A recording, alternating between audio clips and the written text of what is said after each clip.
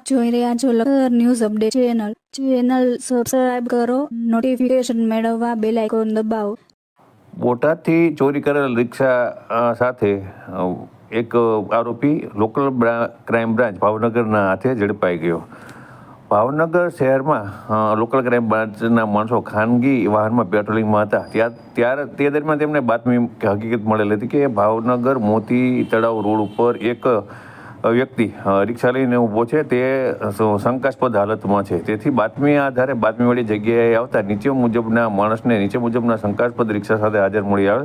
જે રિક્ષા અંગે તેની પૂછપરછ કરતાં કોઈ સંતોષકારક જવાબ આપતા ન હોય, તેથી આ રિક્ષા તેણે ચોરી અગર તો સળકપટી મેળવી હોવાની તપાસ અર્થે કબજે લેવામાં આવેલ હતી. આ અંગે વધુમાં